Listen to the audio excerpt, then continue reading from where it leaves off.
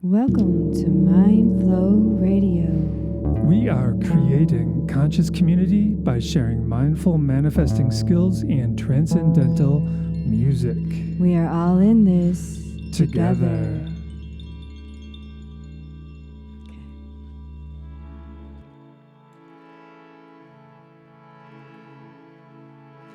Don't worry about a thing, cause every little thing is gonna be alright. Singing, don't worry about a thing.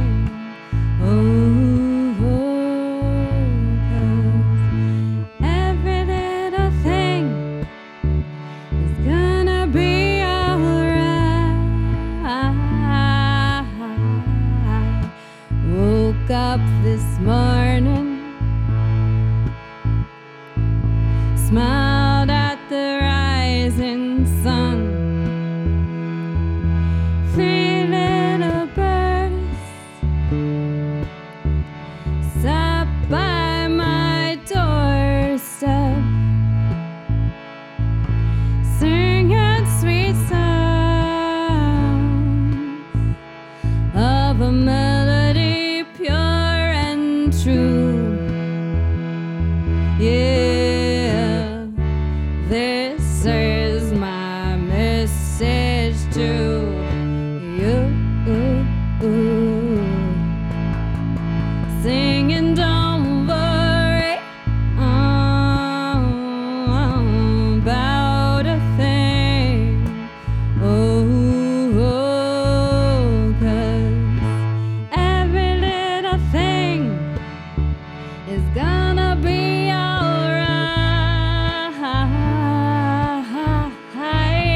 Singing, don't worry about a thing. Cause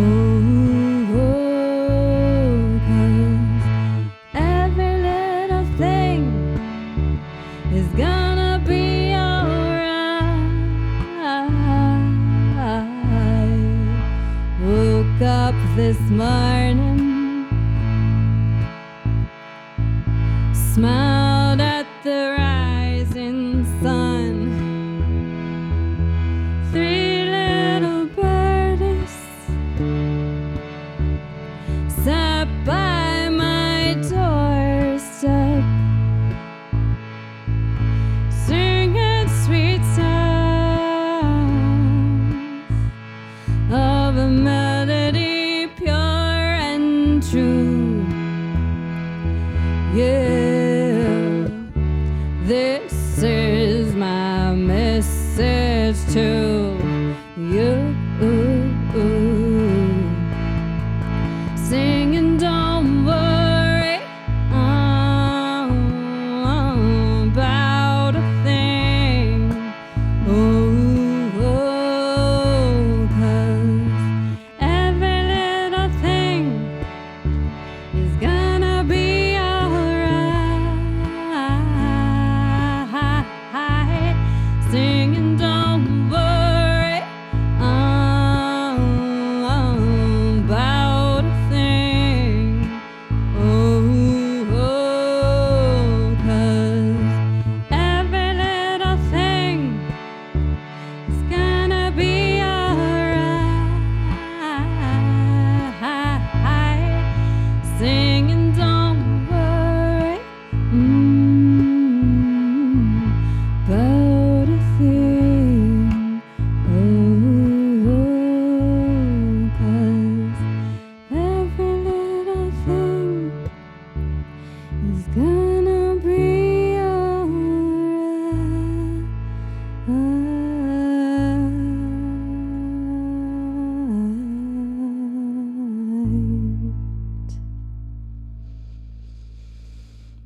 Don't worry, y'all, because time goes by and be like, whoa, that was a year ago? Do what? That's how it goes, right? Mindflow Radio. Mindflow Radio. She's Jai Lynn. And he's Monte. And we're here today with Erin. Thank you, Erin, for being here. She's our beautiful monthly guest here. Yay. So It's already been a month. I know. It flies so fast. Is there anything that you'd like to share with our listeners about yourself? We'll just start with that, huh? Well, yeah, I mean, we had talked a little bit about, just sharing more about our intimate paths, I guess, and who we are and what we do. I guess for myself, are we opening up just for me to share my story? Or just where I am right now? Whatever you feel like sharing with our listeners, because I realize that we don't ever say, what do you want to share? Yeah. So it could be your profession, or it could just be where you're at. Sure. Well, I'm Erin, and I grew up here and grew up in Soldiers Grove on a little farm. And farm girl. I'm a farm girl, yeah. The traditional, dairy farm. So the conventional wisdom of the dairy farm, so as it were. So I grew up here, and I'm a nurse practitioner, never really left the area. Found Viroqua to be my home. And mostly because I just love Viroqua. It just is such a cool place. And I think we take it for granted at times, and maybe, and sometimes I see myself as kind of bridging the two worlds, because I grew up in the rural kind of dairy culture, and then I really adapted to the more organic culture of Viroqua, as it were. And I don't know, I just feel a special connection to both, and a nice bridge to both. Yeah. And hopefully I can give that vibe off a little bit too, because definitely Viroqua needs that bridge. And we all need a bridge from whatever the paradox is, whether it's farming or politics or religion, whatever the paradox is, we need a bridge between the two. So, so I guess that's where I grew up and what I believe about Viroqua. I'm a nurse practitioner. I don't know what that means right now for me. I work in the emergency room right now. I love that because I can just show up, and I find a lot of value in emergency medicine. I find a value in all medicine because it is where we are in our current state of affairs of the world. But I really like to be part of something that feels good to my soul. And emergency room still does that to some level. All right. You get to save people. Yeah, well, I don't really save people. I leave that up to Tony. You get to be a part of Thank you, Tony. And the crew, right? Yeah. And today's gearing up for the full moon. Yeah, so it'll be a full moon. Yeah, I work tonight, so we'll see. Okay. Maybe it'll be just fine. Yeah. Yeah, I think the cool thing about emergency work is you get to really see the cycle of the moon. And I think that it's kind of funny that it wouldn't be just a known, that all emergency room doctors. I know the police are. Well, the La Crosse police said that they always know when it's the full moon. I think a lot of medicine doesn't believe in astrology, so I think that's why they won't buy it. And in underlying question, as far as the full moon, are things wilder on the full moon because we all expect things to be wilder on the full moon? I don't think so. I think it's an energy. But is that energy created in our own minds through our own expectations? I don't think so. I don't think they know it's a full moon. I think a lot of patients don't. But just in general, a lot of people do know it's a full moon, and that adds something to the collective consciousness. Yeah, and I mean, I'm not pretending like I know the answer, but it is a question in my mind. It's like, what comes first, the chicken or the egg? I mean, we're manifestors, maybe just having all this belief around the full moon. I don't know. I feel like the ocean is proof enough for me. And the I'm sorry, I just right out my mind when the waves come in and go tide, thank you. Yeah. The tide is definitely affected. We are 70% water We or are, more. Actually, Right. we're 100% energy, though. Yeah, we're 100% energy and 70% water. Well, the water boils down. Water is actually energy.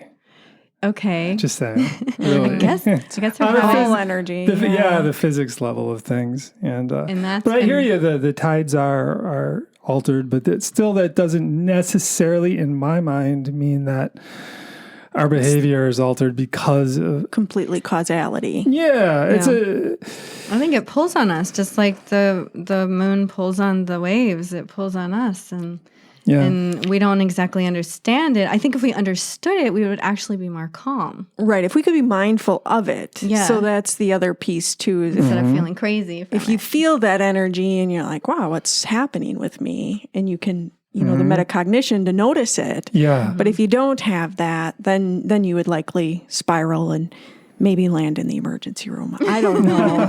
or in the police car. Or in jail, or in the hospital, or hopefully... or in the doghouse, on the couch. Yeah, on the couch. Yeah. Worst case scenario. Wait, which one's the worst case scenario? The couch. The couch. Oh, that's so funny. That is funny. Awesome. Yeah. So here we are. Yeah. This show is special recorded for WDRT. Big shout out to our community radio station. And James Halberg for starting all this. And it's been great. It's been quite the journey. James, thank you so much. Yeah. And so this will come out on the radio in a week from now. So it won't be the full moon. Don't worry if you're not feeling the full moon at that time. You can reflect then. You can reflect back and you can mark your calendar for the future. Yeah, I just rewinding back to James just for a moment. I've been like just watching the process of this radio station being something that James held in his mind, and then boom, and then he's got an internet radio station, and boom, and now this station's come out of it. So it's something that it's kind of proof of the power of the human mind and the ability for us to manifest things, and I don't know, I was just pointing that out because creating a vision. And what kind of vision do we want to create, like for 10 years down the road? Other people's even, and to see it, and it makes, like you said, it's proof then that wow, I really can do that. Yeah, we can. That's what we do as humans. We have that ability. I mean, I think we manifest our lives whether we know it or not. Even if absolutely, I absolutely agree with that. Even if that means just being stuck in the status quo, we manifest that by our minds being stuck in the status quo. And then and the unconscious patterns of all our traumas creeping up and bubbling into our reality, and the past lacing the present with any sensation or thought.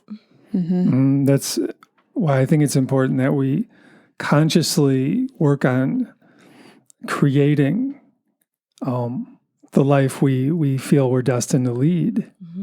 That we consciously do that. Yeah. How have you done that? Oh, that's a great question. I hold it in my mind. I actually, I've been involved with different types of chanting practices, and one of them is just specifically for creating things. So I've been consciously attempting to create my life for the last 25 years. And it's like one thing I heard that was really interesting to me, and it's this philosophy that if you can hold something in your mind for they had a set amount of time, not even that much time. I think it was 20 seconds or 16. No, it was longer than that. I think a few minutes. If you were able to really hold it clearly in your mind for a few minutes, that it would manifest. You see? So it's okay, let's play with that. And what do we really want to create? And we have to be careful because in our culture, so many of us are just into creating, destroying things and destroying other people and all this stuff. Repeating patterns. Yeah, that's the status quo, right? That's the old humanity. We're better off if we destroy all those people. Whatever that kind of philosophy is. And but that's why we need to be careful of the status quo, and we don't need to, but it's beneficial to us individually to try and create a better life for ourselves, which means working with our karma. Obviously by creating a better life, that doesn't mean hurting others. So we try and create just a better culture in general. If we manifest hate to others, then it turns to ourselves. In my own experience of manifesting or recognition is that in the years where maybe I wasn't kind or I didn't care about others, and a common thing I would even say is, well, if everybody would just be like us, the world would be a beautiful place. I would say that often. It was partially joking, but it was partially true, that I really thought that I was right and that they were wrong. Yeah. And then, but those years were also the years where I didn't like myself. Yeah. I had no self-love. So I think if we're focused on that, it's just a constant cycle. And then for me, it was deciding to shift to, I remember consciously saying often, like, I just want peace. I just want peace. And I just keep saying that. And then slowly, ever so slowly, it shifted, to a different thought pattern of loving others. Really, it wasn't until Christopher came to my life that I realized that I could really love others, and that it would, not that I could, but that it would benefit me. Yeah. That I would grow, that I would become a more beautiful human being. And so I'm really grateful for that. Really all of so this week I've spent just tons of time reflecting on Christopher, and I guess I don't know if I've shared, I'm sure I have, but Christopher was my husband who died a year ago, and just really reflecting on the power of his relationship with me, and seeing him completely as a gift from God. I don't see any other way about it. Even I've ventured to believe that he's been with me my whole life from God, that his soul's been attached to mine for my whole life somehow. Wow. And I don't know. Like a magnet, like a magnetic pull. Yeah. Yeah. Like maybe I always knew, maybe I always somehow felt his direction. Who knows? I don't know.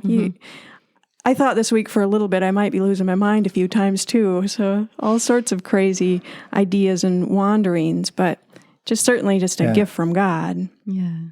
And finding those gifts and allowing yourself to look for them. Look for them, yeah. Or be open to them revealing themselves, I guess, is probably the better way to say that. Yeah. It's easy to be closed from them if you're hurting, if you have pain, if you just...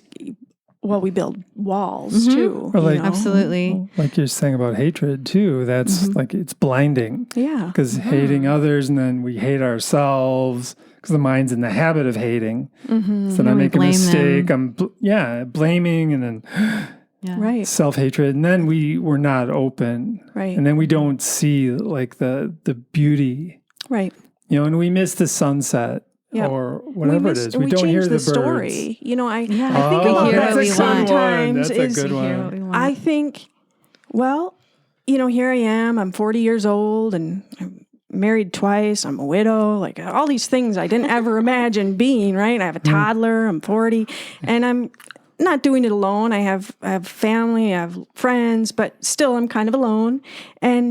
And I could imagine a story that says that I didn't like Christopher for that, for bringing me that, for leaving me that, for leaving me. The burden of it. The burden of it. I could have created a burden out of it. I really, the old me would have. Yeah. Truly. If I think back to my first marriage, I created a burden out of that marriage. Now I see the beauty in it. That's awesome. In the foundation and the rock that, my ex-husband is. But at the time, it took me years to get to that after the marriage. So it's a story you create. And absolutely.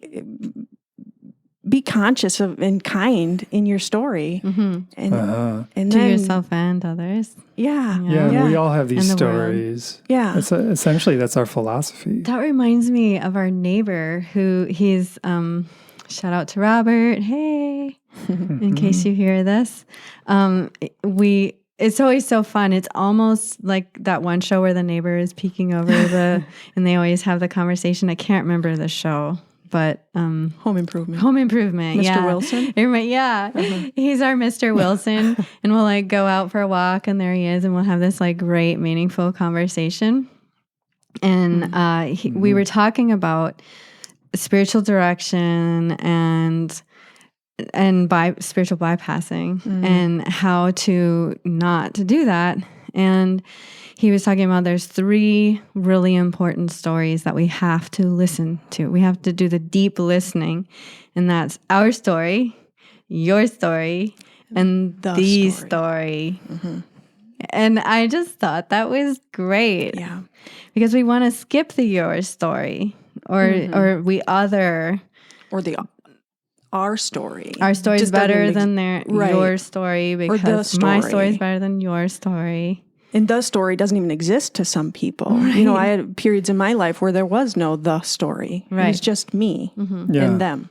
So, and that speaks to like duality. So if you're living in a life of duality, it's us versus them. Yeah. Well, there has to be a third story. There has to be, in AA, it's, surrendering to being powerless and that there's something bigger and whether it's God or it's the universe or however you see it. That which created us. Yeah. Richard Rohr has a podcast right now that he's doing called The Cosmic Egg. Okay. And it's that. It's my story, your story, and the story. And it's really, it's, I think you can do a Franciscan thing. Yeah. Yeah. Yeah. I think an important thing when it comes to the story too is realizing that we can't fully realize it. And to pretend we can, that's really lacking in humility. Because when you're talking about the story, you're entering the realm of infinity, which we can't really grasp. We can sort of, take a look at it and try moments. Yeah, but there's no way our finite brains can grasp this infinite reality, but it's there. And I think there's a quality to the deep listening too that has to be, because you know how you're saying you had your story and their story, but to really reach the spiritual growth, it's not seeing it as a them, but seeing it as neutral. Like, I am just hearing your story, and you have every right to your story and all the emotions and all the emotions is the all big your one, beliefs. Right? All your you beliefs. have a right to all your beliefs. Yeah. They're yours. Yeah. They're valid. Yeah. And ideally, our beliefs, we don't cling to them either. We allow them to evolve. Yeah. As we evolve, like you said, your story has shifted over the years. And I think one of the big problems in our culture is a lot of people get stuck in their story. And then that's the story. And they won't look outside of it because that's kind of scary. Yeah. Because it's like something new. It's like, no, this is my story. And I think a lot of that boils down to us identifying with our thoughts, which, coming back to that metacognition, we're not our thoughts, we're the projector of our thoughts. And if we identify with that, then we can change our thoughts and not change us. But if you self-identify with thoughts and ideas, then you don't want to change them because you would cease to exist, essentially. Right. If we can notice our thoughts, and just notice them, and then investigate more. Where do they come from? Yeah. How did I get this thought? It's just a Totally. really fun exploration inside to yourself of why do I believe what I believe? Yeah. And then does it serve me? I did a couple of weeks and maybe a month ago, time goes so fast, but I was wondering, like, why was I born here as a white woman in, Vernon County and as a Christian? And that was my big question. Why was I born a Christian? Like, what is beautiful about Christianity that I'm missing? Because I was missing it completely. Basically because I created a story that it was bad. Oh, okay. That the church was bad, that the power was bad, and the control, it's all just control. But it's a beautiful story of basically, like faith. We talked, a faith and 3. I think the Holy Trinity, and it was really a fun connection I made to the Trinity and like we were talking earlier about like water. It's three things. It's hydrogen and 2 oxygen. I mean, everything comes in threes, right? Things just don't work in twos. They do this. They butt against each other, and then you put a third in, and then there's flow.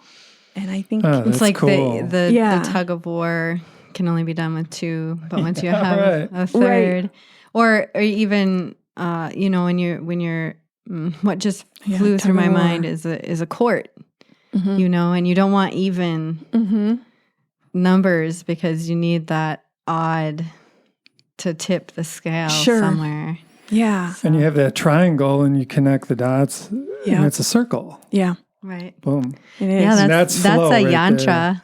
I'm pretty sure that's the root yantra with the triangle and the circle around it. Yeah, all religions or all the main religions have a trinity.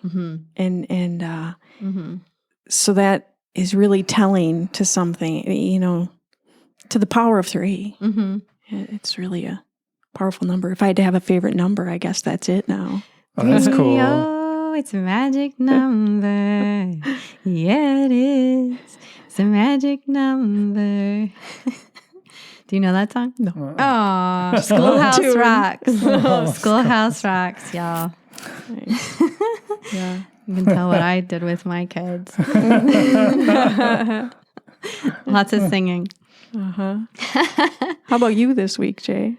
It's been a very rewarding week, I'd say, of learning, lots of epiphanies and breakthroughs, and realizing who I am as I share with others, and how I serve, and how I hold space. And holding space is like my thing, and for whatever reason, I have a knack for it. And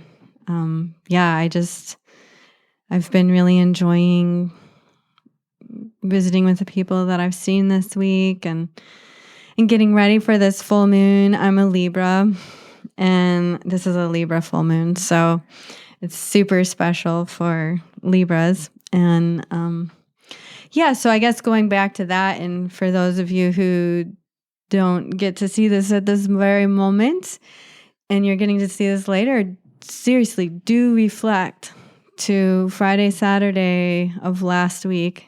Well, it's this week if you're here today.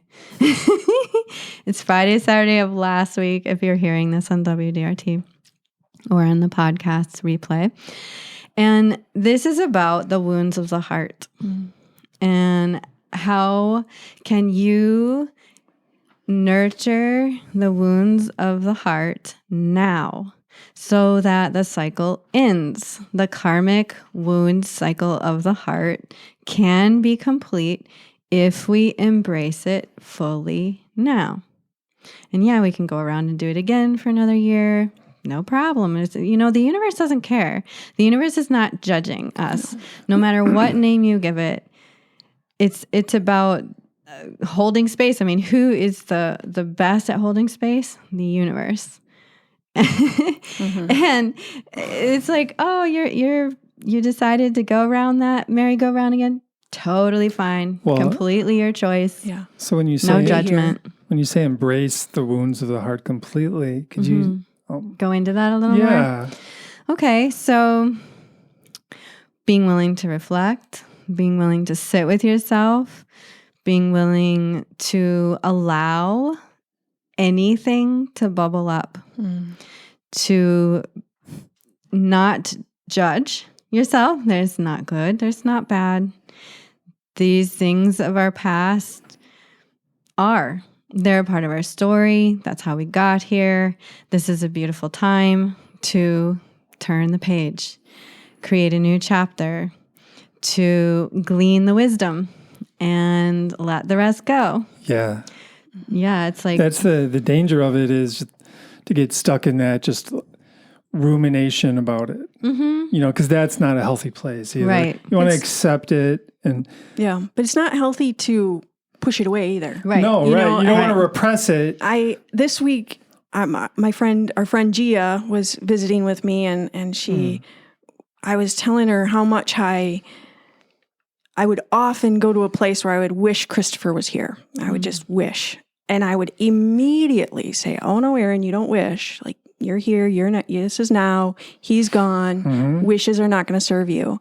And she said, well, maybe you should just let that happen. Maybe she said, I understand it's a fine line. Yeah. But if it keeps bubbling up, maybe you should sit with that. Yeah. And I did, and it was powerful. It was so powerful. I mean, I wished he was here all week long, and I cried rivers and rivers of tears. Like, I didn't even think I was going to be able to pull myself out of the tub yesterday, and I did. And then I, got up to Black Hawk Rock and found perspective, and it, was able to just shift that perspective. But that was my fear. My fear was, if I wish that he was here, it'll never go away. I'll be sitting in my tub for the rest of my life. Right. Jay will be pulling me out, taking me to the emergency room on a full moon. Well, in a way, what I'm hearing is just you're exploring it completely. Yeah. And then it's completed. Yeah. You see, and then it's easier to let go. Take a full but if you don't explore it, it'll never go away. Right. It'll just like, I want to explore it. There's something in there that wants to be explored. Absolutely. But the key is to just exploring it completely and then letting go. And then it'll be like everything. It'll be probably fewer and far, further between the times where I wish, where it bubbles up. Just like because all of our truly patterns. Embraced it at the time it was asking to be embraced. Yeah. Yeah, and to meet it from a mindful place and not be like, oh no, like you said, you don't want to repress it. What I suggest for myself, if I have like something that bubbles up that I've explored, I want to let go, I just try and let it go to the supraconscious. So it passes through from my subconscious into my conscious mind out to the supraconscious, which is the universal mind or whatever, however you'd like to. And then maybe it even gives you guidance, right? Once you give it to the universe or give it to God, then maybe it guides you along the way. Yeah, definitely. I mean, and maybe just getting in the habit of doing that connects you more completely with the higher intelligence as well. I mean, instead of like, oh no, this is all up to me, pushback, subconscious, Right. It's like, no, I'm letting this go. And then just finding that connection for myself has been really just transformative, because it's not all up to me. Yeah. I think there's another piece to this too, and that is healthy social relationships. And you can do this work on your own, but it can be really hard. Right? And I know that Monte is more of a private fellow and likes to work it out on his own, but still you reach out to people too sometimes, right? Well, we talk. Right. So I just want to just let that be known that to do this all on your own is almost impossible. Well, it depends who you are. I would say some people are like stuck. Well, if somebody's like stuck in jail. Oh, well, sure. I'm sure there's a jailmate, a chaplain, or there's monks who live by themselves in caves. I mean, all I'm saying is it just depends on who. I don't want to condemn anybody to like suffering if they sure, there's a way through even if you don't have a social network. Yeah, if you don't possible. If you don't have friends you can rely on or whatever, there's still ways, perhaps. Yeah. And I guess I would say that I'm saying that rather than suffer by yourself, if you have a good friend, reach out and let them help you, because that's, I mean, seriously, that's what friends want to do for their friends is be there and help them through. So it could be your partner, it might be a grandma or a grandpa, it might not be your family and you can't trust them. It might be a coworker. It might be a coworker that you always go to. It might be a therapist. It might be somebody that you pay. Could it be your angels? Okay. I'm just wondering. Yes, could be. Okay. Yeah. If you're talented that way, perhaps. Or even you think about children who maybe have imaginary friends. Yep. Yeah. Okay. I mean, I see that is similar. Or your cat. Yeah. Or your maybe? cat. Oh, yeah. Yeah. Maybe not your cat. Not my cat.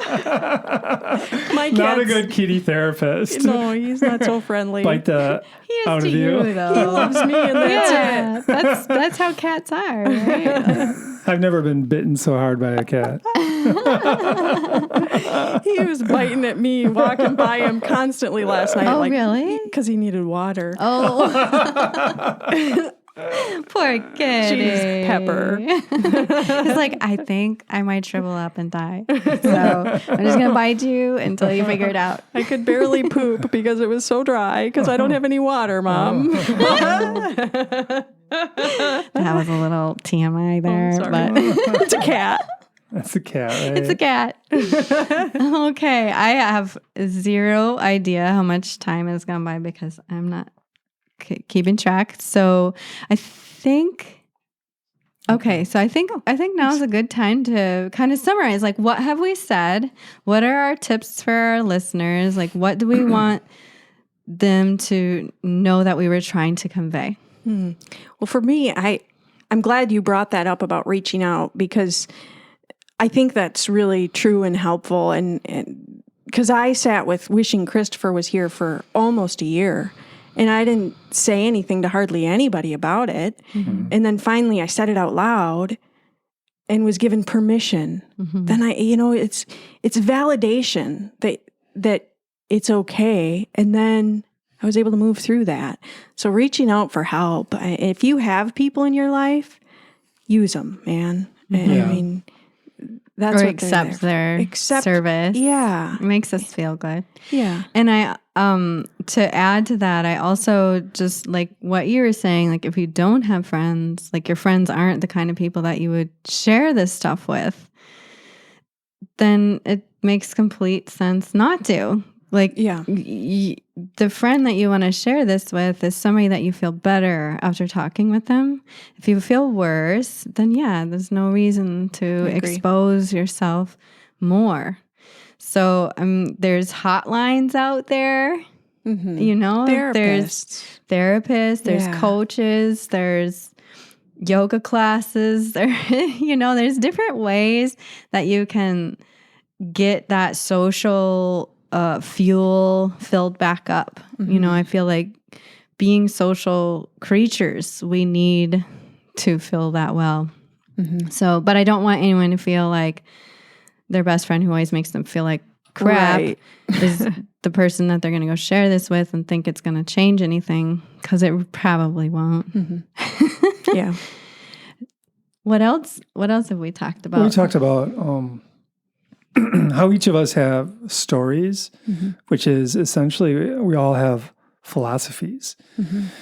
and how we should examine those philosophies, those stories, and see if they're working for us, or if, you want to really take a look at your story, your philosophy, and notice if there's parts of it that you may want to shift. Mm-hmm. If you think shifting part of your philosophy might be beneficial to you, you might want to explore that. To not be rigid, to be flexible. Yeah, and step one is to know you have a philosophy too. Most of us don't even realize that. It's just like, what? Day to day. Yeah.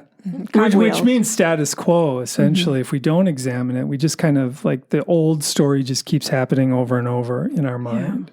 Yeah. Mm-hmm. And that might hold us back, perhaps. So it's good to just take a look at it and see what you think of it. Mm-hmm. Mm-hmm. You are not your thoughts. We talked about that. You're the projector of your thoughts. You're not your thoughts. So if you have to change a thought, or if you have to change an idea, that's fine, because you're the projector behind your thoughts. There's nothing to fear when it comes to changing your thoughts. There's no weakness. That's a strength, actually. Mm-hmm. Absolutely. And what else do we talk about? We talked about that we're 70% water or more, and that we are pulled by the moon. I don't even think it's astrology. I think it's astronomy. Yeah. And it's just kind of part of our physical nature. And if we can honor that, then maybe it won't take us over. And I think physics is going to, in the next decade, I think it's going to make more sense. Mm-hmm. It's really interesting. Richard Rohr says that science is more interested in religion than religion's interested in religion right now. Just because That's interesting. Yeah. Just the universal cosmic connections is so close to what Christianity has always said is God and what, the Tao and yeah, they all interweave, which I think is so beautiful. Yeah. Were there any other big points that we made?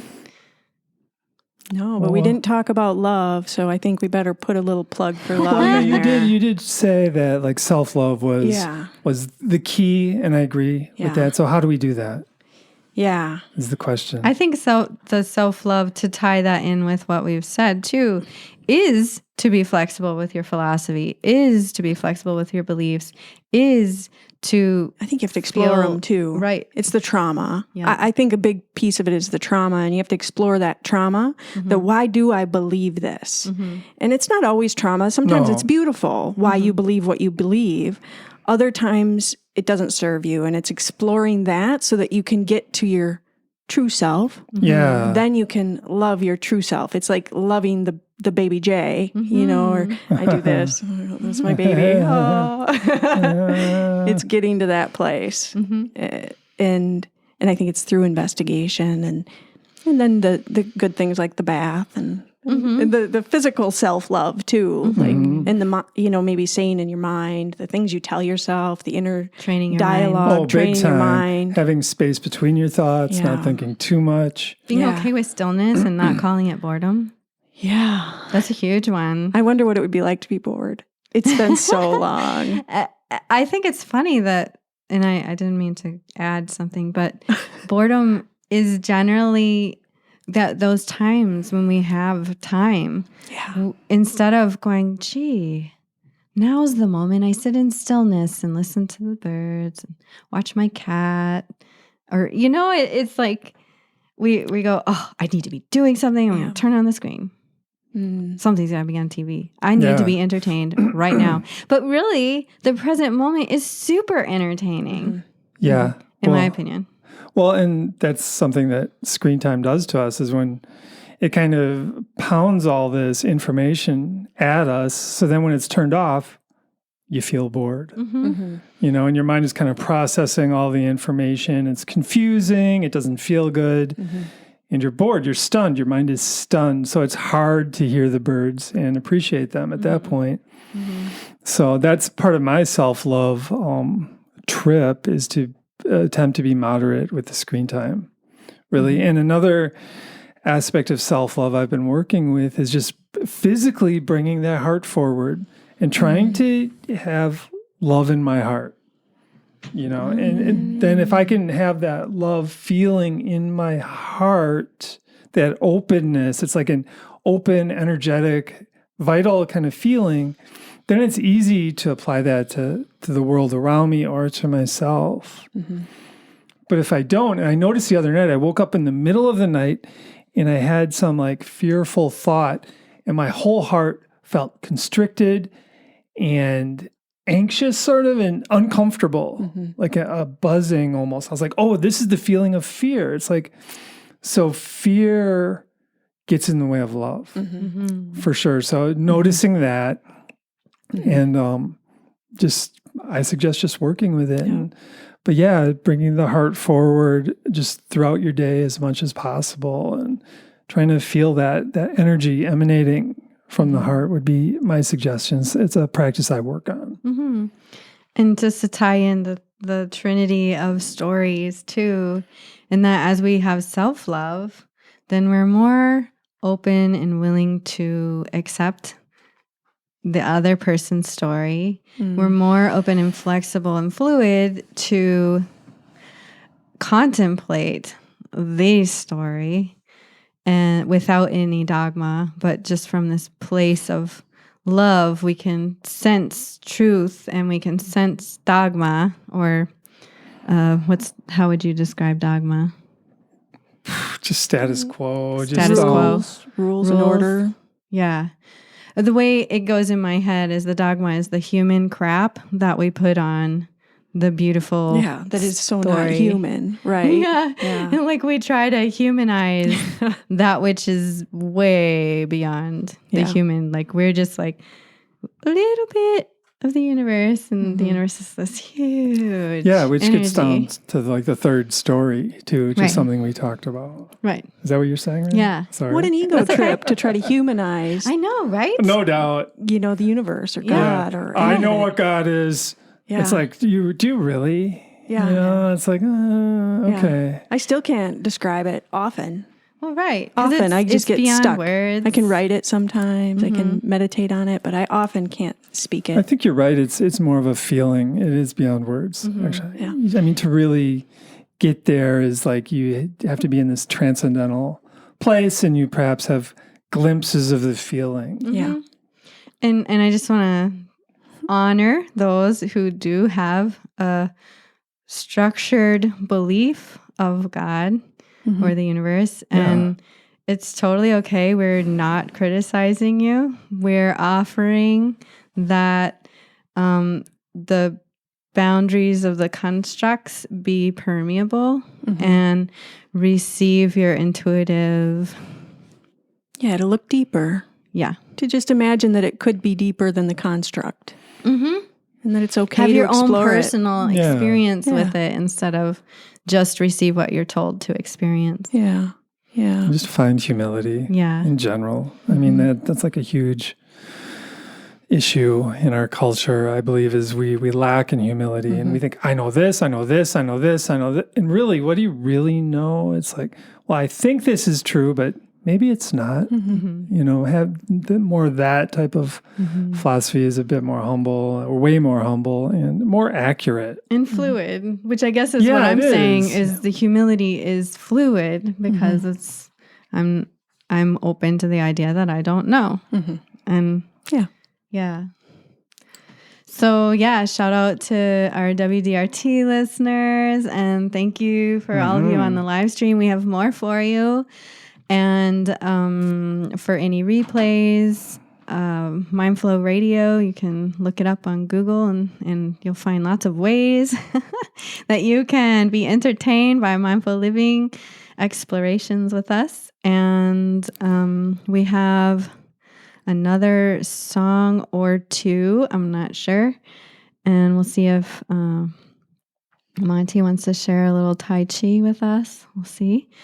And again, just big thanks. Thank you. We appreciate being able to share. Yeah. This is our favorite way to talk. And so we're not really different off camera. We are, I guess I do have an announcement. We are going to take Mindflow Radio on the road. I'm really excited. We have 2 interviews confirmed.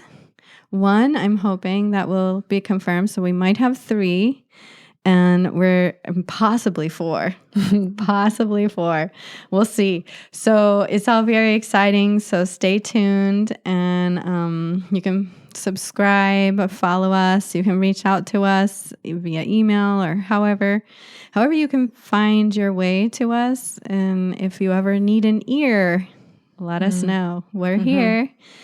And we, like I said, we're like this off camera. We enjoy these subjects. They are our passion and our life. Yeah. No matter where you are, you know, I mean, we've been there wherever you are. Well, except for here. I haven't been here, but I've been all the way up. So, right. So if you're here, I appreciate you talking to me and coming to just me. Share your share. vibes with us. Well, essentially, we're all in this together. And we all have issues, and we just work as we can work together and rise up together. Thank you. Thank you. Be well. Thank you. So this chant is Ma Amba. And it's a beautiful chant. I've never been to India, but I hear that they play it all over India. It's in all the stores. And of course, there's thousands of versions. But it's basically to the Mother Lalita. And she is the goddess, the mother of this present moment. And this present moment, and this present moment. And on it goes. The point being that we need to be present. We need to be accepting. We need to be here and now and okay with that, you know?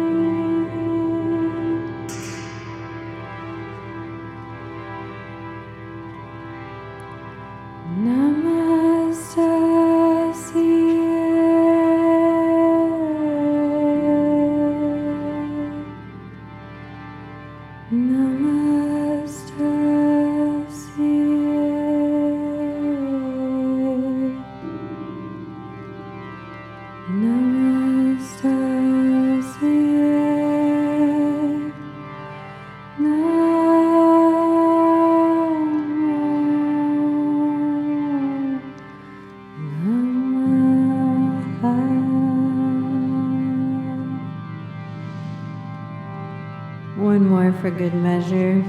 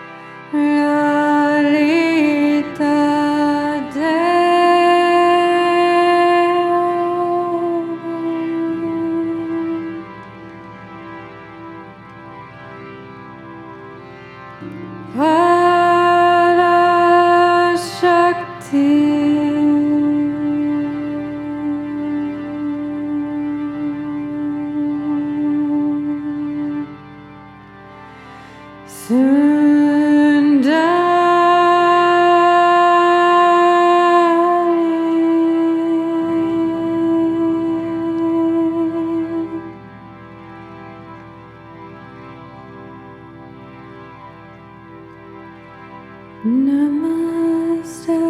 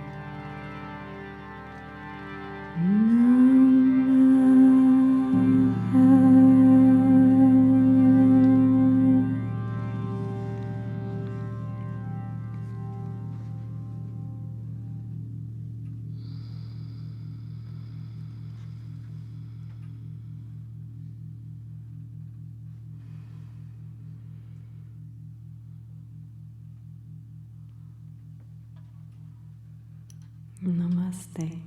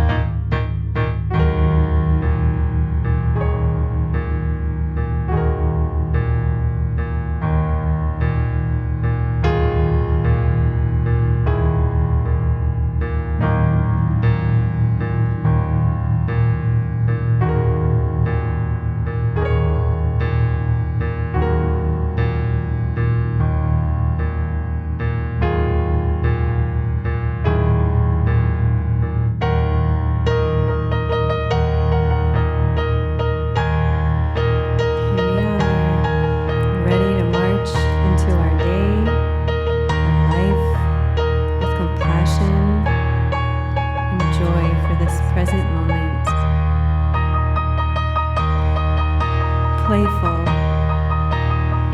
moving our pieces in this game of life.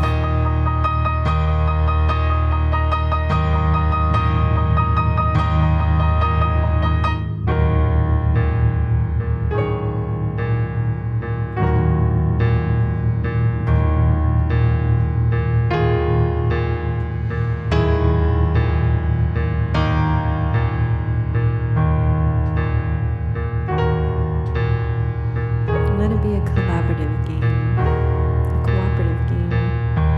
We don't have to play tug of war. It's a choice that we can make. We can play a game where everyone wins.